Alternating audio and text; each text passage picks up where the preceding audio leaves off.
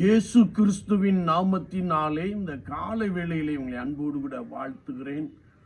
உங்களுக்கு கிருபையும் தேவ சமாதானமும் உண்டாவதாக. இந்த நாளிலும் கர்த்தருடைய ஆவியானவர் நமக்கு கொடுக்கிற வார்த்தை யோபுவின் புஸ்தகம் 5ஆம் அதிகாரம் 9ஆம் வசனம் இப்படி சொல்லுகிறது: ஆராய்ந்து முடியாத பெரிய காரியங்களையும் எண்ணி முடியாத அதிசயங்களையும் ஆண்டவர் செய்கிறார்.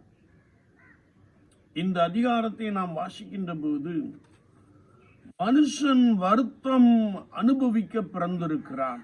எப்படி என்றால், அக்கினி பொறி மேலே பறப்பது போல மனுஷன் வருத்தம் அனுபவிக்க பிறந்திருக்கிறான். ஆனாலும் நான் தேவனை நாடி என் நியாயத்தை தேவனிடத்தில் ஒப்புவிப்பேன். அவர் ஆராய்ந்து முடியாத பெரிய காரியங்களையும் எண்ணி முடியாத அதிசயங்களையும் செய்கிறார் என்று எழுதப்பட்டிருக்கிறது. யோபுவினுடைய வாழ்க்கையிலே உண்டான நெருக்கத்தை நாம் நன்றாய் அறிந்திருக்கிறோம். எல்லாவற்றையும் இழந்து போன ஒரு சூழ்நிலையிலே அவன் வியாதிப்பட்டு தன் சரீரத்தை சொரிந்து கொண்டிருந்த ஓட்டினாலே சொரிந்து கொண்டிருந்த ஒரு காட்சியை நாம் காண முடியும். ஆனால் இவற்றினூடே அவன் ஆண்டவரையே சார்ந்திருந்தான், ஆண்டவரையே நம்பியிருந்தான் என்பதை நாம் மிக நன்றாய் அறிந்திருக்கிறோம். எனவே இந்த உலக வாழ்க்கையானது வருத்தம் நிறைந்தது என்பதை வேதம் நமக்கு தெளிவாய் கற்றுக் கொடுக்கிறது.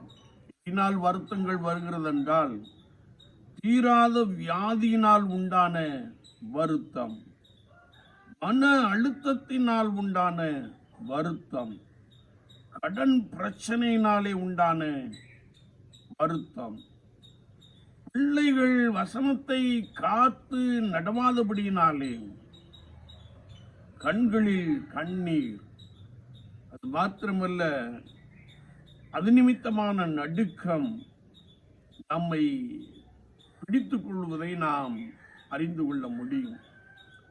திடீரென்று ஏற்படுகிற பிரச்சனை நிமித்தமாய் நாம் வருத்தப்பட்டு சோர்ந்து போகிற நிலைப்பாட்டை காண முடியும். ஆனால் இவற்றின் எல்லாவற்றின் மத்தியிலும் நாம் ஆண்டவரை தேடுகின்ற பொழுது அவர் ஆராய்ந்து முடியாத பெரிய காரியங்களை, எண்ணி முடியாத அதிசயங்களை செய்கிறார். யோபுடைய வாழ்க்கையிலே காணப்பட்ட நெருக்கங்கள், தீராத வியாதி, எல்லாவற்றையும் ஆண்டவர் எடுத்து போட்டார். ஏனென்றால் அவர் என்னை கொன்று போட்டாலும் அவர் மேல் நம்பிக்கையாய் இருப்பேன் என்று சொன்னான்.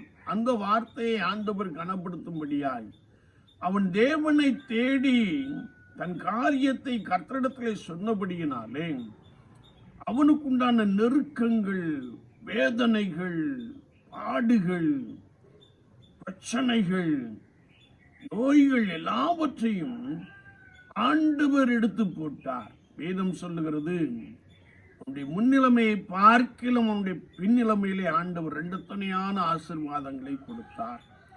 என்னை கேட்டுக்கொண்டிருக்கிற என் அன்பு சகோதரனே, சகோதரியே, தீராத வியாதியினாலே நான் பிடிக்கப்பட்டு விட்டேனே என்று சொல்லி நீ கலங்குகிற ஒரு நபராய் காணப்படலாம். ஐயோ, எனக்குண்டான பிரச்சனையினாலே நான் மூழ்கி போகிறேனே என்று சொல்லி நீ பயப்படுகிற ஒரு நபராய் காணப்படலாம். ஆனால் கர்த்தருடைய ஆவியானவர் உன்னை பார்த்து சொல்லுகிறார், நீ ஆண்டவரை தேடுகின்ற பொழுது அவர் உனக்கு பெரிய காரியங்களை செய்கிறார்.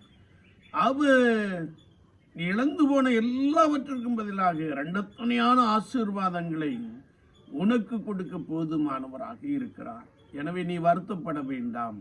உன் வருத்தத்தின் மத்தியிலே தேவனாகிய கர்த்தரை தேடு. அவர் ஆராய்ந்து முடியாத பெரிய காரியங்களையும் எண்ணி முடியாத அதிசயங்களையும் உனக்குள்ளே செய்கிறார். நாம் ஜெபிப்போம். நேசிக்கிற நல்ல ஆண்டவரே, இந்த புதிய நாளுக்காய் ஸ்தோத்திரம். வார்த்தைகளை கேட்டவர்களுக்காய் ஸ்தோத்திரம். பலப்படுத்தும். தீராத வியாதியினாலே நடுங்கி கொண்டிருக்கிற ஜனங்களுக்காக, கடன் பிரச்சனையினாலே மூழ்கி கொண்டிருக்கிற ஜனங்களுக்காக, இன்னும் சத்துருவின் நெருக்கத்தினாலே உபத்திரப்பட்டு கொண்டிருக்கிற ஜனங்களுக்காக உம்மை நோக்கி மன்றாடி ஜெபிக்கிறோம். கர்த்தருடைய வல்லமை அவர்களை தொடட்டும். கர்த்தருடைய பிரசன்னம் அவர்கள் மீது இறங்கட்டும். வியாதிகள் இயேசுவின் நாமத்தினாலும், பிரச்சனைகள் கர்த்தராகிய ஆண்டவருடைய நாமத்தினாலும் நீங்கி போகட்டும். கர்த்தர் ஒரு பெரிய மகிழ்ச்சியை கொடுப்பீராக.